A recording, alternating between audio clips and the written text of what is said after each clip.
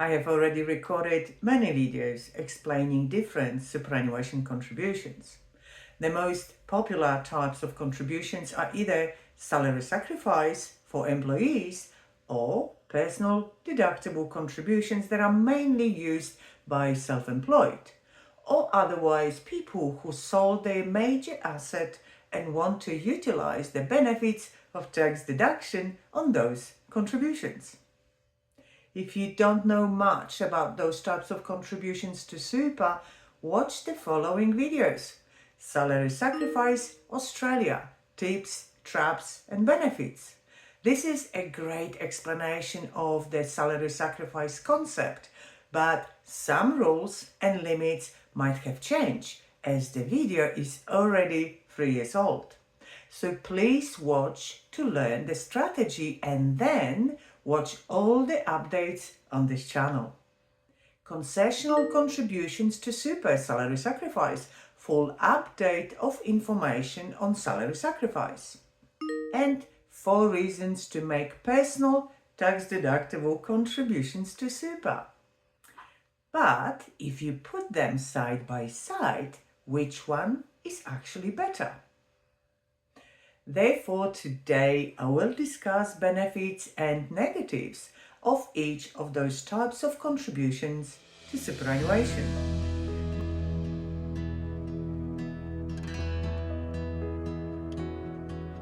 My name is Catherine Isbrand from About Retirement. I'm certified financial planner and you are watching About Retirement TV, the place where you can learn all you need to know about how to organize your finances when you're getting ready for your retirement, or how to improve your finances if you're already retired.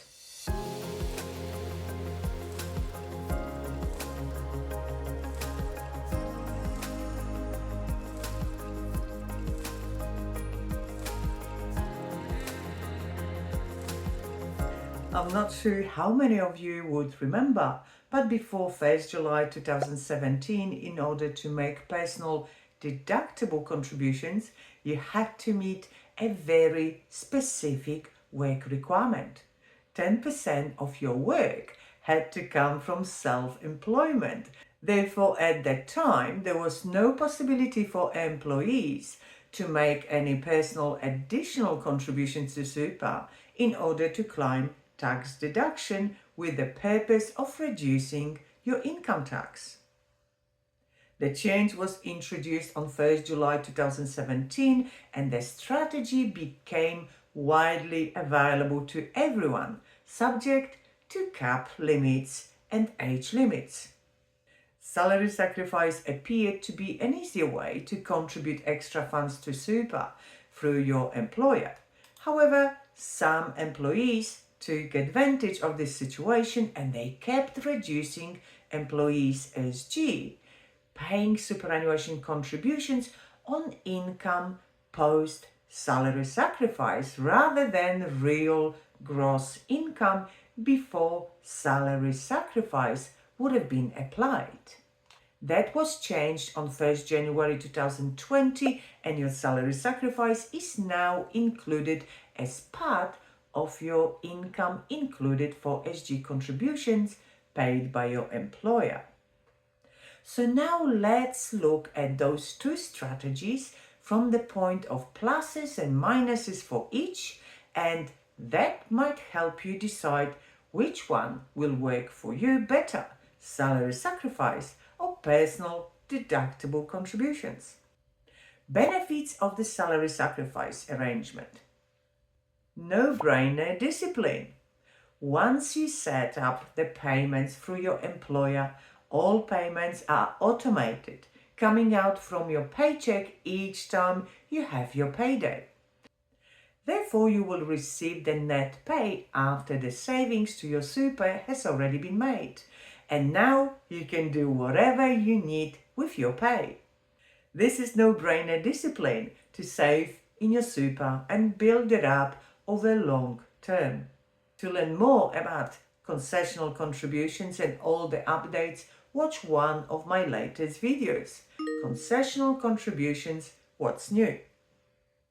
No forms required. you do not need to worry about providing your super fund with any additional forms to ensure that your tax has been calculated correctly, meaning it has been reduced according with the level of your contributions. This is done as you go by your employer with each pay you receive. Therefore, no income tax adjustments need to be made at the end of the financial year.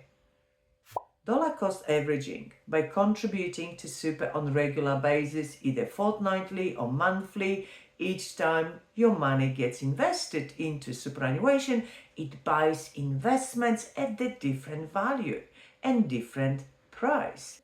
This is what we call dollar cost averaging, and it can reduce the market risk and removes the timing risk for your investment. Again, easy and no-brainer investing with big benefits. So does salary sacrifice have any negatives? Seem to be a perfect form of investing into super. Well, negatives of salary sacrifice are: some employers do not provide the salary sacrifice facility, which is disappointing. If this is the case, then the personal deductible contributions will need to replace the salary sacrifice, but it would need to be managed correctly.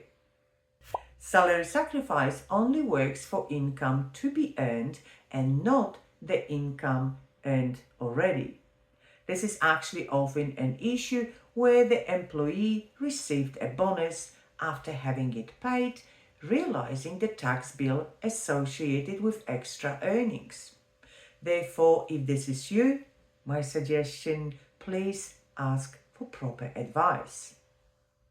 Easy prospect of excess concessional contribution. I see this happening all the time. If you are not on a fixed pay or subject to bonuses, overtime pay and any other variable pay, your employer SG will vary from month to month, making your salary sacrifice very vulnerable to take you over the allowable limit. So you need to be very careful with your additional salary sacrifice contributions. Salary sacrifice can affect your income protection insurance. If you have income protection policy included in your superannuation, before you set up salary sacrifice, contact your insurance provider to find out if your arrangement won't impact the income cover you have in place within your super. Salary sacrifice contributions could be restricted to a different super fund. In Australia, we have a legislation of choice of super fund. Your employer must pay SG contributions to the fund of your choice. This is not, however, the case of salary sacrifice contribution. Therefore, those contributions could end up in a fund of your employer choice rather than yours. So always check this prior to setting up the strategy not to be disappointed. Uncertain frequency of contributions. Legislation specifies the frequency of SG contributions. However, this does not apply to salary sacrifice. Therefore, it is left up to employer how often they're willing to make those payments for employees. Let's now talk about benefits of personal deductible contributions. Meeting eligibility rules. To make this type of contribution, you need to meet certain rules, such as be under age of 65, or if you are aged between 65 and 74, you need to meet the work test, which means you must be gainfully employed for at least 40 hours during a consecutive 30-day period in a financial year when contribution is made. Flexibility of timing of your contributions. Just like your salary sacrifice, you can easily set up regular investment plan from your bank account to your super fund of your choice. Therefore, you can achieve exactly the same outcome that the salary sacrifice arrangement has listed as benefits, dollar cost averaging. No-brainer discipline. Super fund of your choice. As those are your personal contributions, you can choose the fund you want. Those additional contributions can be invested in the same fund as your employer SG contributed, or you can choose a different fund. No impact on your insurance within super, especially income protection. As contributions are made with after-tax money, your taxable income is not being reduced. Therefore, your contributions have no impact on your insurance cover. You have full control over your concessional contribution cap for the year not to pay too much. As you are contributing with after-tax money, it is easy to calculate your employer contributions and what is the gap that you can add for the year. If you paid more, not a problem.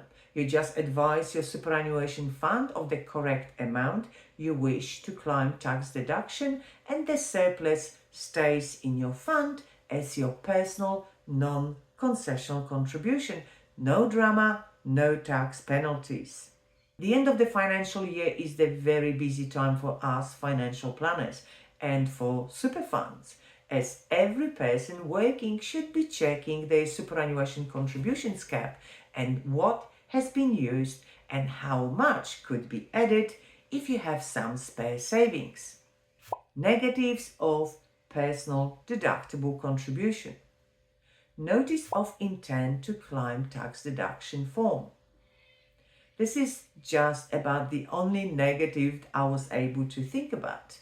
If you made a personal tax deductible contribution, you need to provide this form to your superannuation fund. Your fund will register your claim, withdraw 15% contribution tax from your contribution listed, and advise the tax office accordingly.